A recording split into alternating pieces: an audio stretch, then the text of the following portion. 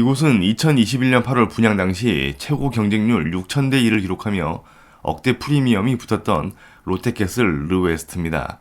마곡 마이스 복합단지 내의 한 구역으로 올해 8월 입주를 앞두고 공사가 한창 진행 중에 있습니다.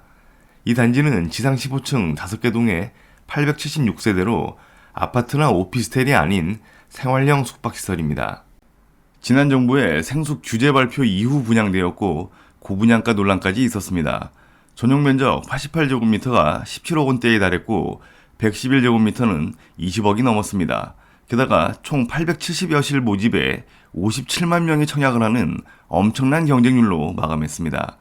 그 당시 많은 전문가와 언론에서는 부동산 정책 실패로 인해 청약시장이 이상 과열 상태에 빠져 묻지마 투자가 이루어진 것으로 우려하기도 했습니다.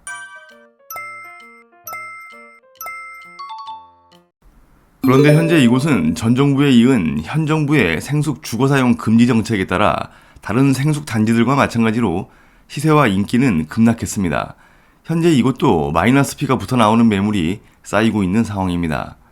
그런데 이번엔 대출이 안 나오는 문제에 봉착했습니다. 분양가의 60-70% 정도의 대출이 나올 것으로 기대했으나 실제로는 30-40%가 책정되고 있습니다. 현재 시중은행들은 생숙을 위험 상품으로 분류하고 대출 한도를 대폭 줄이거나 아예 취급하지 않고 있습니다. 이로 인해 계약자들은 잔금을 치르지 못해 입주를 못할 상황에 처하게 됐습니다. 또 다른 문제는 오피스텔로 용도 변경을 추진하고 있지만 계획대로 되지 않고 있습니다.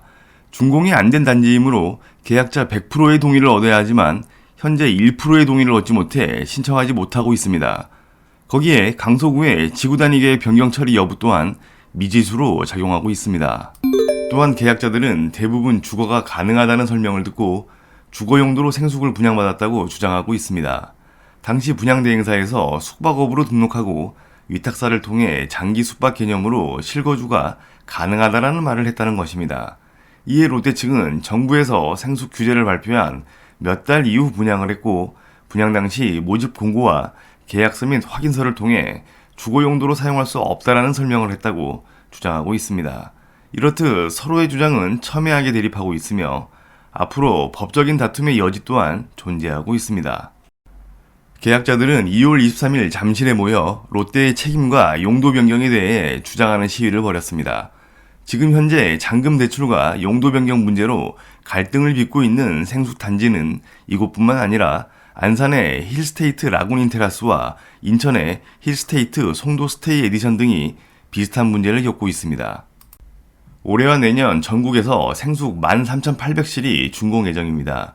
이런 상태로 진행된다면 대출이 막힌 생숙은 미입주 대란이 터질 가망성도 있습니다. 그리고 이미 입주해 있는 생숙 단지들도 세임 차인을 구하는 게 어려운 상황에서 앞으로 세입자 보증금을 돌려줘야 하는 문제와 내년부터 부과될 이행강제금 문제로 골머리를 앓고 있는 상황입니다. 거기에 팔려고 내놔도 사려는 사람도 없는 상태입니다.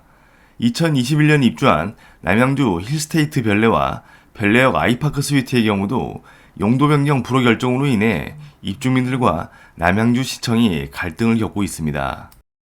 아파트 가격이 하루가 다르게 오르던 그 시기 부동산 규제에서 자유로웠던 생숙은 아파트 대체 부동산 상품으로 엄청난 인기를 끌었습니다.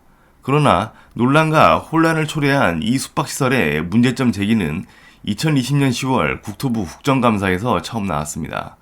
국토교통위원회 국회의원은 당시 국토부 장관에게 생활숙박시설이 일반 아파트와 똑같은 구조인데도 주택 규제에서 벗어나 투자 특권을 받고 있다는 지적을 했으며 국토부 장관은 주거용으로 사용하지 못하도록 감독하겠다고 밝혔습니다. 그리고 다음해 건축법 시행령 개정을 통해 생숙의 주거 불가를 발표합니다. 그리고 2년여의 시간이 흘러 바뀐 정권에서의 구제에 대한 기대감은 커졌지만 2023년 9월 국토부는 주거 불가를 재표명합니다. 현재 수많은 생숙 수분양자들은 정부의 피해 구제와 준주택으로의 전환을 요구하고 있습니다. 여기에 주택 사용이 가능하다 하여 기망 또는 착오로 인한 계약을 주장하며 계약 해지 및 계약금 등의 반환을 청구하는 소송이 진행되는 곳도 있습니다. 정부와 지자체의 입장 변경이 있지 않는 한 앞으로도 계속해서 갈등과 다툼은 이어질 것입니다.